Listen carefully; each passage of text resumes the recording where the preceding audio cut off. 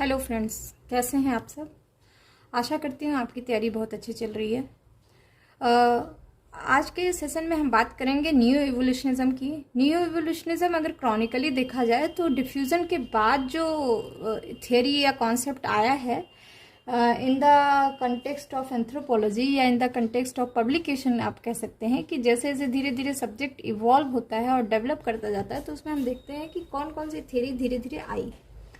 तो आप इसे इवोल्यूशन के बाद भी या एंड ऑफ द थियरी भी पढ़ सकते थे, लेकिन मैंने क्रॉनिकली शुरू किया था चीज़ें क्या बताना आपको कि सबसे पहले इवोल्यूशनिज्म आया, फिर डिफ्यूजनिज्म आया, फिर डिफ्यूजनिज्म को क्रिटिसाइज किया गया और फिर से इवोल्यूशनिज्म को एक बार इस्टेब्लिश करने की कोशिश की गई।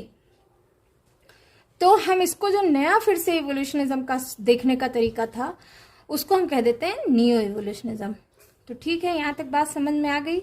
प्रीवियस वीडियोस से आपको बहुत सारी बातें समझ में आई होंगी, तो देख लेते हैं थोड़ा सा। एक पहले समझ लेते हैं क्या था न्यू इवोल्यूशनिज्म और कैसे ये डिग आउट किया गया। तो फर्स्ट पॉइंट जो मैंने यहाँ पे लिखा है, in 19th and mid 19th century anthropology began, ये आप सबको पता है, and school of evolutionism began. ठीक है, तो 30 ईयर में, ठीक है, मतलब जब ईवी टाइलर की बुक पब्लिश हुई उसके बाद से अभी तक डिफ्यूजनिज्म के बाद सारा कुछ पब्लिकेशन होते होते 30 साल लगभग बीत गए थे। तो in 30 year anthropology achieve from zero to maturity. ठीक है, तो ये पॉइंट्स लिख लीजिएगा, आप स्क्रीनशॉट ले सकते हैं वीडियो के दौरान। Evolutionist were unscientific, biased, ethnocentric and thus school of evolutionism buried. किसी भी चीज के बरी हो जाने का या आगे ना बढ़ पाने का एक बहुत बड़ा रीजन होता है कि वो अपने आप में ही फोकस्ड हो जाता है या बायस्ड हो जाता है, ये बहुत ज्यादा एक्सट्रीमिस्ट हो जाता है। ठीक है, आप अगर लिबरल नहीं होते हैं, आप में फ्लेक्सिबिलिटी नहीं होती, आप में बदलाव की संभावना नहीं होती, तो आप धीरे धीरे चीजें वो खत्म हो जाती हैं, वो डिफंक्ट हो जाती हैं। ठीक है, तो इवोल्यूशनिज्म के साथ भी हुआ कि इवोल्यूशनिज्म जो थ्योरी थे वो बेस्ड क्या था, अनसाइंटिफिक था, बायस्ड था, ज्यादातर ब्रिटिश थे, तो उस समय कॉलोनियल टाइम था, तो अपने आप को वो बहुत ज्यादा एथनोसेंट्रिक समझते थे। उनको लगता था कि उनका culture is superior than others, तो एक ये भी वजह थी। इसलिए जो स्कूल ऑफ इवोल्यूशनिज्म था वो क्या हो गया, दफन हो गया। ठीक है, नेक्स्ट पॉइंट है the study of actual history of pre literate society which had no script was very difficult to study. ठीक है, अब जो सोसाइटी जिनके पास कोई स्क्रिप्ट नहीं है या जो प्री लिटरेट सोसाइटी हैं, ठीक है, उनकी स्टडी करने के लिए या उनका हिस्ट्री समझना एक थोड़ा सा मुश्किल काम था, थोड़ा क्या बहुत ही टफ टास्क था। ठीक है, देखिए क्लार्क विजलर आपको याद होंगे, क्लार्क विजलर इन एज एरिया कॉन्सेप्ट में पॉइंट आउट किया है उन्होंने कि how the distribution of cultural element gives a few impact on the history.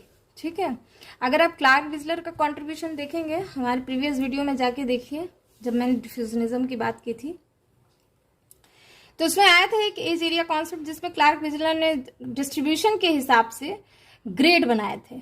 ठीक है, तो उसमें उन्होंने बताया था कि हिस्ट्री कैसे इम्पैक्ट करती है कल्चर को। ठीक है, नेक्स्ट पॉइंट है Kulturkreis gave the same way, Kulturkreis में भी वही बात कही गई। नेक्स्ट है except for American anthropologist the root of school of diffusionism is defunct by mid 20th century. American anthropologist को छोड़ दिया जाए तो बाकी जो डिफ्यूजनिस्ट थे वो सब खत्म हो गए 20वीं सेंचुरी आते आते। साइमल्टेनियसली इसके साथ साथ क्या हुआ, more development taking place in America as well as England. अच्छा, उस समय हर तरह के डेवलपमेंट हो रहे थे, political, economical, intellectual, scientific changes, ठीक है, फाइनेंशियल चेंजेस, तो ये सब सारी चीजें हो रही थी, बहुत तेजी से घटनाएं घटित होती जा रही थी। ठीक है, उसी दौरान क्या हुआ, रेडक्लिफ ब्राउन भी अंडमान गए, Radcliffe Brown went Andaman, Malinowski भी गए, ट्रॉबरियंडर, और इस तरह से सब लोग गए। सो field work in anthropology became an integrated part. Field work anthropology का एक डिस्टिंक्टिव पार्ट बन चुका था, इंटीग्रेटेड पार्ट बन चुका था, कह सकते हैं आप। ठीक है, और हाँ, कुछ थियरीज भी आ चुकी थी तब तक, जैसे historical particularism, cultural relativism, psychological anthropology. ठीक है, A number of concepts such as pattern of culture, basic personality, modal personality came out before Second World War. Second world वार के पहले ये सब चीजें आ चुकी थी. इन 1936 जस्ट बिफोर सेकेंड वर्ल्ड वार, जो 1939 में आप सारे जाने हैं सेकेंड वर्ल्ड वार कब हुआ था, 1939 में. तो बिल्कुल ठीक पहले let down the new evolutionism has taken. तो उसी समय न्यू इवोल्यूशनिज्म प्रपोजल आया लाइमलाइट में. रादर इट बिकेम सेड, या इसके अलावा ये कह सकते हैं evolutionism which was buried in late 19th century remain scratch for next few year in 1946. फिर से इसको स्क्रैच किया गया कब, 1946 में. जो 1930s में बरीज 19th century में दफना दिया गया उसे वापस से स्क्रैच किया गया कुछ और सालों के लिए 1946 में. एक चीज और देख लेते हैं, एक point. According to encyclopedia, social scientist dug out from grave by archaeologist such as V Gordon Childe. ज्यादातर न्यू एवोल्यूशनिस्ट चूंकि आर्कियोलॉजिस्ट थे तो ये कहा जा सकता है, एनसाइक्लोपीडिया में बोला कि सोशल साइंटिस्ट जो थे ना वो फिर से खोदे गए किसके थ्रू, आर्कियोलॉजिस्ट के थ्रू. जैसे V Gordon Childe attempted to show how society pass through savagery to barbarism to civilisation. This was beginning, ये एक शुरुआत थी. इन 1948 में a methodology in anthropology develop, जिसे हम कहते हैं कल्चर एट ए डिस्टेंस. ठीक है, आपको पता होगा. अभी धीरे धीरे जैसे जैसे मैं कल्चर पर्सनैलिटी बताऊंगी तभी भी ये बात आएगी. Whole world engage in world war, सभी पूरा दुनिया वर्ल्ड वार में बिजी था. No doubt it was applied aspect of anthropology but it can be severely criticise in misutilising of anthropological knowledge. ठीक है, नेक्स्ट पॉइंट है. अच्छा, ये आप सारे पॉइंट्स जरूर लिखिएगा अपने नोटबुक में, क्योंकि कई बार न्यू एवोल्यूशनिज्म के बारे में पूछ लेता है तो उसका जिस्ट ऑफ द स्टोरी पूछेगा, तो आप इसी तरह शुरू करेंगे लिखना. ठीक है, नेक्स्ट पॉइंट है. Before second world war Oxford and Cambridge consider as Mecca of anthropological research, but after second world war scenario has change. USA has emerge not only as military power but and in academic every branch of knowledge. तो आपको पता ही होगा second world वार के बाद America super power था, उभर के आया सामने. The subsequent decade after second world war have been very fruitful in terms of anthropological research. Not only new evolutionism was established but a number of theories and concept such as action anthropology, Sol Tax, folk urban continuum, little great tradition, studies of peasant society, study of civilisation, Redfield, culture of poverty, Oscar Lewis, Culture Ecology, J. Stewart, Energy Theory of Civilization by White, Cognitive Anthropology, Steven Styler, Cultural Materialism, Harris. ठीक है, बहुत सारे number of theories has been come out. Though the laid down of foundation of new evolutionism has taken place in 1936 with publication of Man Makes Himself by V. Goodon Child, but this school of anthropology attained maturity in 1950s and 60s with the publication of J. Stewart Theory of Culture Change जो 1955 में आई थी and evolution of culture जो 1959 में आई थी. ठीक है, एक तो 1955 में आई, एक 1959 में आई. ठीक है, तो ये शुरुआत तो तभी हो गई थी 1936 में, लेकिन ये मैच्योर कब हुआ, जब जे स्टीवर्ट की ये दोनों किताब आई, theory of culture change and evolution of culture. ठीक है, यहां तक समझ में आ गया. नेक्स्ट पॉइंट है J Steward in theory of culture change has classified evolutionism into 3 school. J Steward ने न्यू इवोल्यूशनिज्म को 3 पार्ट में डिवाइड किया. 3 सब स्कूल आप कह सकते हैं. फर्स्ट है यूनिलीनियर इवोल्यूशनिज्म. ठीक है, जो सारे जो क्लासिकल इवोल्यूशनिस्ट आते हैं वो इसी में आ जाएंगे. मल्टीलीनियर इवोल्यूशनिस्ट, उन्होंने खुद को बोला. यूनिवर्सल, इसमें इन्होंने वी गुडॉन चाइल्ड और इनको लेस्ली वाइट को रखा. ठीक है, this classification by Steward does not agree by many. Even Leslie White considered Steward as multilinear. अब आपको पता है इवोल्यूशनिज्म को क्रिटिसाइज किया गया था किस किस बेसिस पे. It depends on conjectural history, डिवर्ड of field work, ignored archaeology, only consider single line of evolution, ignore diffusionism, based on deductive method, ethnocentrism, over emphasize on psychic unity of mankind. ये सारे points है जिसपे इवोल्यूशनिज्म को खत्म किया गया या रिगार्ड किया जाए, ये क्रिटिसाइज किया गया, ठीक है। New evolutionism is an advance concept dealt with the culture as a whole then a particular culture, ठीक है। एक जो सबसे इंपॉर्टेंट पॉइंट है, इसको आप जरूर लिखिएगा, new evolutionism is an advanced concept dealt with the culture as a whole. इसमें पूरे पूरे कल्चर की बात की गई थी, ना ही एक कल्चरल ट्रेट की, ठीक है, देन ए पर्टिकुलर कल्चर। इन्होंने क्या बात कही, क्या आर्ग्यू किया न्यू इवोल्यूशनिस्ट ने? Evolution was essentially diverse as the culture of the world did not pass through similar stages of development. Development of culture dependent on the biocultural balance of ecological needs.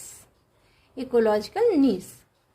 समझ में आ रहा है? इनके हिसाब से कि जो वर्ड था वो डिफरेंट डेवलपमेंट के स्टेजेस से पास नहीं हुआ, बल्कि कल्चर का डेवलपमेंट डिपेंड करता है बायोकल्चरल बैलेंस पे। वो बैलेंस किसके साथ होना चाहिए? इकोलॉजिकल नीड्स के साथ, ठीक है। हमारे चारों तरफ के इकोलॉजी से भी बैलेंस में होना चाहिए, तभी हम डेवलप करेंगे, अकॉर्डिंग टू न्यू इवोल्यूशनिस्ट, ठीक है। इनके हिसाब से to them evolutionary stages were appreciable only in estimating the growth of culture. इनके हिसाब से इवोल्यूशनरी स्टेजेस क्या था? एक्चुअली ग्रोथ, कल्चर के ग्रोथ को हम एप्रिसिएट कर सकते थे, एस्टिमेट कर सकते थे, but not for reconstruction of culture. हम कल्चर को रिकंस्ट्रक्ट नहीं कर सकते, हम इसको एस्टिमेट कर सकते हैं। इवोल्यूशनरी स्टेजेस को हम एस्टिमेट कर सकते हैं, हम रिकंस्ट्रक्ट नहीं कर सकते। ये किसने बात कही? न्यू इवोल्यूशनिस्ट ने। तो ये तो हो गया एक तरह से हम कह सकते हैं बेसिक कॉन्सेप्ट या बेसिक पोस्टुलेट्स जिसपे न्यू इवोल्यूशनिज्म बेस्ड था। तो इसके जो न्यू इवोल्यूशनिस्ट स्कूल की बात कर लेते हैं, तो इसमें 3 इंपॉर्टेंट फिगर हैं, वी गुडॉन काइल, Leslie White and J Steward को। फर्स्ट है इनका contribute classify evolutionary school into 3 school. आप पहले भी मैंने देखा था आपने। न्यू यूनिलीनियर जिसमें इन्होंने टाइलर मॉर्गन को रखा, यूनिवर्सल जिसमें वाइट एंड काइल्ड को रखा, मल्टीलीनियर में वो स्वैंग थे, वो खुद को मल्टीलीनियर इवोल्यूशनिस्ट कहते थे, ठीक है। He condemned the approach of universal to establish the causal principle. Actually जो सब लोग जनरल यूं ही कॉन्सेप्ट प्रपोज कर देते थे या यूं ही थ्योरी बना देते थे, इस चीज को इन्होंने कंडेम किया, इस चीज को इन्होंने डिसरिगार्ड किया, ठीक है। इनके हिसाब से methodological approaches of multilinear evolutionism is to be establish sequence of parallel development that could be investigated in empirical realities. किसी भी चीज के मूलभूत चीज को सच्चाई जानने के बाद ही उसको एक पैरेलल डेवलपमेंट को हम सीक्वेंस को बता सकते हैं, ठीक है। और ये ऐसे नहीं होता, ये कई स्टेजेस में होता है, मल्टीलीनियर वे में होता है, ठीक है। इन्होंने एक और कंट्रीब्यूट किया, कल्चरल इकोलॉजी की भी बात की थी। Socio cultural integration basing on their level of ecological adjustment to the environment, ठीक है। इनके हिसाब से कल्चरल इकोलॉजी क्या होता है? It is a socio cultural integration basing on the level of ecological adjustment to the environment, ठीक है। ये तो आप सब जानते होंगे। यहीं इसको थोड़ा सा जान लेते हैं डिटेल में। कल्चरल इकोलॉजी के 3 फंडामेंटल प्रोसीजर इन्होंने बताया। पहला है inter relationship between technology and environment must analysed. Technology और एनवायरमेंट के बीच के रिलेशनशिप को हमें जरूर एनालाइज करना चाहिए। दूसरी बात है the behaviour pattern involve in exploitation of a particular area bye means of particular technology must be analyse. थोड़ा उसका जो बिहेवियर पैटर्न है इंटर रिलेशनशिप में, उसको भी हर पर्टिकुलर एरिया को कैसे वो एक्सप्लॉयटेशन में एक्सप्लॉयट कर रहे हैं और कैसे अपने आप को सर्वाइव कर रहे हैं, ये किस तरह के पर्टिकुलर टेक्नोलॉजी को यूज कर रहे हैं, ये भी हमें एनालाइज करना चाहिए। थर्ड पॉइंट है behaviour pattern Intel in exploiting the environment affect other aspect of. तो जैसे बिहेवियर चेंज होता है तो उसका इफेक्ट और दूसरे type of trait of culture पे भी पड़ता है, तो इस बात को भी एनालाइज करना चाहिए। तो 3 पॉइंट्स हो गए। एक तो टेक्नोलॉजी और इन्वायरमेंट के रिलेशन को समझना, दूसरा पर्टिकुलर टेक्नोलॉजी को कैसे एक्सप्लॉइट करते हैं, पर्टिकुलर टेक्नोलॉजी से किसी पर्टिकुलर एरिया को कैसे एक्सप्लॉइट करते हैं, इसके लिए एक पर्टिकुलर बिहेवियर होगा, उसको एनालाइज करना। तीसरा, ये जो पर्टिकुलर बिहेवियर पैटर्न होगा ये दूसरे एस्पेक्ट ऑफ कल्चर को भी अफेक्ट करेगा, इस बात को भी समझना। इसको कहते हैं हम कल्चरल इकोलॉजी। इतना कुछ इन्होंने साइंटिफिक तरीके से बताया। इसके अलावा भी इससे क्रिटिसाइज किया गया। क्रिटिसाइज कैसे हुए ये? पहले तो इन्होंने fail to yield a wide scope. इनके कॉन्सेप्ट का कोई बहुत स्कोप नहीं मिला, ठीक है, इस बात में फेल हो गए। अब इनके हिसाब से कि कितने मल्टीलीनियर होने चाहिए ये नहीं बता पाए। How many is multilinear is not solved. तो 2 पॉइंट था जिसपे ये थ्योरी फेल थी। नेक्स्ट पर्सन आते हैं लेस्ली वाइट, बहुत इंपॉर्टेंट पर्सन है, इनके बुक का भी नाम याद रखिएगा, पूछ लेता है। इनका बुक था the science of culture and evolution of culture, जो पब्लिश हुई थी 1949 एंड 1959 में। Deal with theoretical issues related with new evolutionism. अब ये ध्यान से देखिएगा, थोड़ा सा साइंटिफिक है, इसीलिए इसे न्यू इवोल्यूशनिज्म कह देते हैं। ही स्टेट्स, उन्होंने लिखा कि the amount of energy harnessed and put to use per capita per area by group. इनके हिसाब से न्यू इवोल्यूशनिज्म क्या है, कल्चर ग्रोथ क्या है? कल्चर ग्रोथ है कि E into T equal C, जिसमें E है अमाउंट ऑफ एनर्जी, T है नंबर ऑफ टूल, C है कल्चर। तो कल्चर क्या है? कल्चर कुछ नहीं है, कल्चर वो एनर्जी है और वो टूल है जिसे हम यूज करके, हम कितना परसेंट ऑफ एनर्जी यूज करके, कितनी तरह की टूल यूज करके एक किसी भी चीज को एक्सप्लॉइट करते हैं, ठीक है, किसी भी इकोलॉजी को, किसी भी एनवायरनमेंट को हम यूटिलाइज करते हैं, ठीक है, किसी भी सर्कमस्टेंसेस को हम यूटिलाइज करते हैं, तो इसको कह देते हैं culture. Culture is the product of the amount of energy harnessed and put to use per capita per area by group. By group ध्यान दीजिएगा, पर्सन नहीं है, बाय द ग्रुप, ठीक है। अब यहां इन्होंने बताया if number of tool is less and amount of muscular energy is more, तो culture is in crude form. समझ में आ रहा है? And if amount of energy is less and number of tool is more, then culture become more advance. सीधी सी बात है, आज हम छोटे इतने डेवलप कर गए कि हमें मस्कुलर एनर्जी की बहुत कम जरूरत पड़ती है, ये बात तो सभी को समझ। तो अगर जब मस्कुलर एनर्जी कम है तो यानी कल्चर बहुत एडवांस है, राइट? तो ये था लेस्ली वाइट का कंट्रीब्यूशन। इनके बुक का नाम जरूर याद रखिएगा, पूछ लेता है ये क्वेश्चन भी कई बार पूछ लेता है, तो you must remember. Next person थे बहुत इंपॉर्टेंट फिगर ऑफ न्यू इवोल्यूशनिस्ट, वो थे विगोडॉन काइल्ड। इनका बुक था सोशल इवोल्यूशन, जो बहुत इंपॉर्टेंट था। इसमें इन्होंने डिस्क्राइब किया इवोल्यूशन ऑफ कल्चर को 3 मेजर इवेंट में। वो मेजर इवेंट क्या थे? पहला तो इन्वेंशन ऑफ फूड प्रोडक्शन, दूसरा था अर्बनाइजेशन, तीसरा था इंडस्ट्रियलाइजेशन, ठीक है। तो इनके हिसाब से तो कल्चर इस तरह से इवॉल्व हुआ, ठीक है। अच्छा, अब एक और छोटा सा कॉन्सेप्ट कई बार पूछ लेता है और आपके साथ सिलेबस में भी होगा, इसको एक बार चेक कर लीजिएगा। मार्शल सालिन एंड सर्विसेज, ठीक है। उसी समय इनका एक बुक आया था इवोल्यूशन एंड इकोलॉजी 1960 में। He did not say any new thing, attempted to bring a reapproachment between unilinear and multilinear evolution. Besides, if he says general and specific, इसी जो यूनिलीनियर और मल्टीलीनियर का कॉन्सेप्ट था, इसको इन्होंने क्या कह दिया? जनरल और स्पेसिफिक इवोल्यूशन, ठीक है। जनरल इवोल्यूशन वो होता है, general evolution is defined as the overall और dominant trend in human socio cultural development, while the specific evolution is characterized by variation from the reversal of this overall trend due to specific historical, geographical and ecological conditions. समझ रही है? General evolution तो सारा overall development है और जो भी dominant trend उस समय चल रहा है वो समझना है। लेकिन जो वाइट का स्पेसिफिक इवोल्यूशन है वो उसके हिसाब से कि जो वेरिएशन आता है ओवरऑल ट्रेंड में due to specific historical change variation, due to specific geographical variation, due to specific ecological condition, उसको हम कह देते हैं स्पेसिफिक इवोल्यूशन, ठीक है। तो मार्शल सालिन का जो ये कॉन्सेप्ट है स्पेसिफिक एंड जनरल इवोल्यूशन, इसे आप ध्यान में रखिएगा। ये कुछ नहीं, एक्चुअली ये जनरल यूनिलीनियर और मल्टीलीनियर इवोल्यूशन को रीडिफाइन कर। That is a brief account of neo evolutionism. Thanks for listening. Please subscribe my channel.